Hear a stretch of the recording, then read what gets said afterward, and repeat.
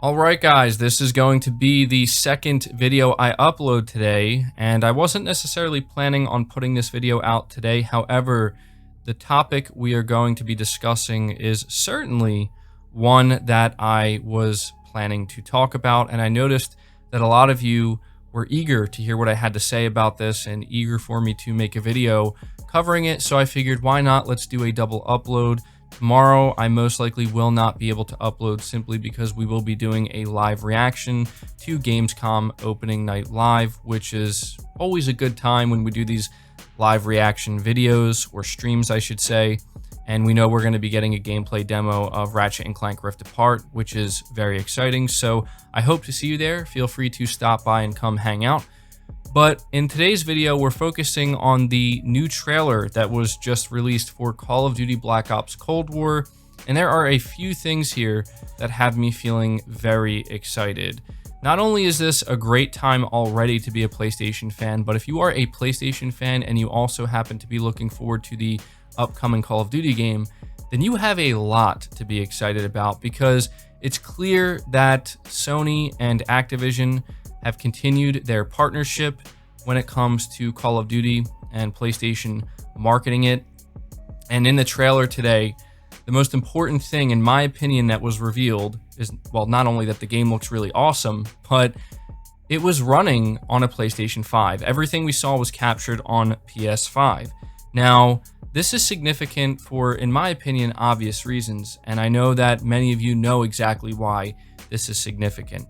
It's because we have been told time and time again that the biggest weakness of the PlayStation 5 is its lack of T-flops and compute units compared to what the Xbox Series X offers. And because of that, we will suffer when it comes to third-party multi-platform games, especially if those games happen to be cross-gen, which Call of Duty Black Ops Cold War is all of those things. I don't know about you, but what I saw in this trailer looked really, really good. It looked impressive. You can tell it is a cross-gen game.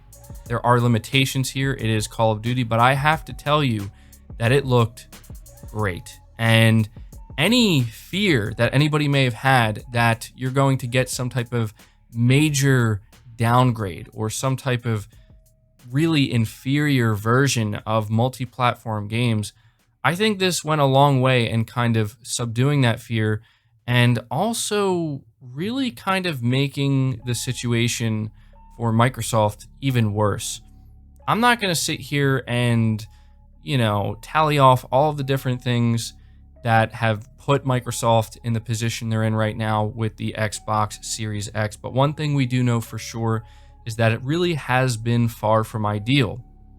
And Sony has been doing a great job with their build up to their next generation console. I just feel like the same cannot be said for Microsoft with the Series X. And the reason why this just makes the whole situation for them even worse is because this is the first time, as far as I know, I mean, we did see it with Resident Evil 8, but to me, this feels more significant. This is the first time we're seeing a third-party multi-platform game that's also cross-gen running on the PS5. And again, there was a little bit of gameplay in there, and it really just it highlights the fact once again that Microsoft has yet to show anything running on the Xbox Series X. And I know a lot of you hear the same things that I hear from the hardcore Xbox fan base, which, to be honest, I do not fault them for the things they say and the things that they're, I would assume, excited about. That's why they talk about it so frequently. They talk frequently about the difference you're going to see with multi-platform games if you choose to buy the Series X and use that console for multi-platform games. And as I said, this is completely fair because it is the more powerful console. It does have 52 compute units. But at this point in time, it truly does feel like that's really the only thing that the Xbox Series X has going for it. And it's starting to lose that as well. Because we can sit here all day and talk back and forth about how much better games should look in theory. right? Multi-platform games, that is, running on the Series X compared to the PS5, but we have yet to see that. Now, that day will come. We will see direct comparisons, and if there is some type of big difference, I'm sure Digital Foundry and other outlets will be key to let us know, or will be keen to let us know, and I just don't anticipate that. In my opinion, this trailer, seeing that it was captured on the PlayStation 5, just kind of proves something. I don't want to say proves, okay, because I'm getting ahead of myself. I'm going to be honest right now. I'm not going to say proves.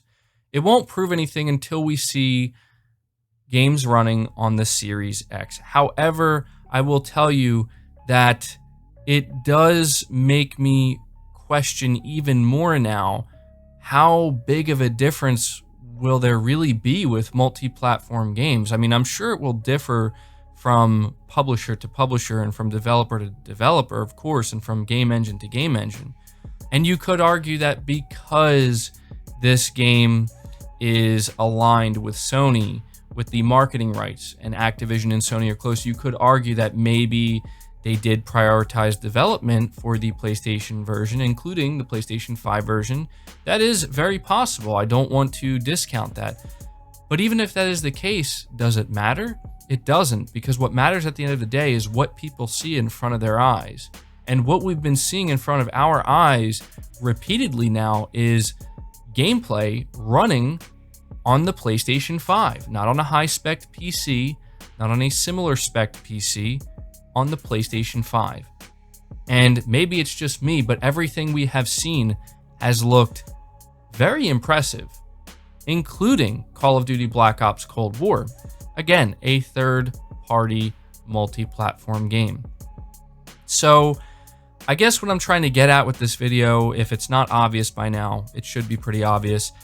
We are continuing to see gameplay running on the PlayStation 5, and it's just crazy to me that we're seeing this trailer captured on the PlayStation 5 just a day before we're going to see Ratchet & Clank Rift Apart, a full-blown gameplay demo of that running on the PlayStation 5, and Microsoft has yet to show anything running on their next-gen console. And we have seen maybe a few third-party games here and there, maybe some smaller ones, but nothing has truly popped yet. And I think that, again, that does not bode well for the Series X, because the only thing, in my opinion, that console has going for it right now is the power advantage. And I can tell you this because of who I am on the internet here, I've encountered many Xbox fans who have really tried to explain to me in depth how there will be a staggering difference. And so maybe there will be, but I can tell you this right now, regardless of the difference there may end up being between some third-party games running on both of these consoles, what I'm seeing so far on the PlayStation 5 looks really good, and frankly looks definitely good enough, right? I just have a hard time believing that I'm going to actually see a difference without somebody putting a magnifying glass up to it and explaining to me in depth these little micro differences. I think it's going to be negligible at the end of the day. And if it's not going to be, and this is the most important part, guys, if it's not going to be negligible, Microsoft has yet to show that to anybody. And yeah, I know you guys wanted me to talk about this, and I am going to talk about it, and I'm happy to talk about it because we just continually see things proven wrong. These fear and uncertainty and doubt mongers, these fear mongers that just constantly put this stuff out here to try to make it seem like PlayStation fans and people who are excited for the PS5 should actually be concerned. I don't think we should have to be concerned about anything. I think everything we've seen so far is awesome, and it's almost too good, right? Like it's almost perfect. Maybe it's just me, but one last thing I do want to say before ending this video, since we are talking about Call of Duty Black Ops Cold War, is I think the game looks awesome. I've been a long-time Call of Duty fan. I've been playing since the first game in the franchise, believe it or not. And just like many other Call of Duty fans, I feel as though the golden age of this franchise was back during the Modern Warfare 1, 2, and 3 days, as well as Black Ops 1 and 2, and even 3 was pretty good. But since then, I've kind of fallen off, and I've been waiting for that return to the golden age. And I can tell you right now, Black Ops 1 is my all-time favorite Call of Duty game. It has one of my all-time favorite stories ever told in a game because it was just awesome. I love the characters. Frank Woods is one of my favorite characters. So to see that this is a direct sequel, I am incredibly excited. And I know it's Activision, and I know that sometimes they can take advantage and whatnot, but they announced that the multiplayer DLC will be free, and I think the way they've been handling it with Modern Warfare is ideal.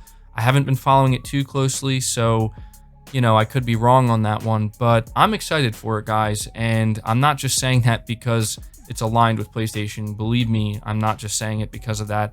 I think it looks genuinely good. It looks very promising. And one last very important thing I have to add here is that it's also been confirmed that the multiplayer reveal will in fact be on September 9th.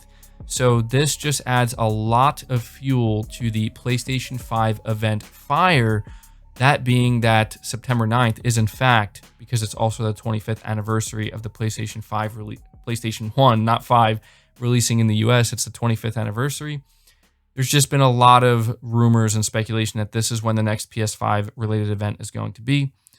And I think that makes sense. And they did confirm that PlayStation players will get early access to the beta as well. So really exciting stuff, guys. Certainly had to take some time to talk about this, but this is where I'm going to end the video. I hope you did enjoy it. If you did, be sure to leave it a like, subscribe to the channel if you're new and haven't already, hit the bell notification icon so you never miss an upload, and feel free to share this video out on top of all that. But until next time, guys, take care.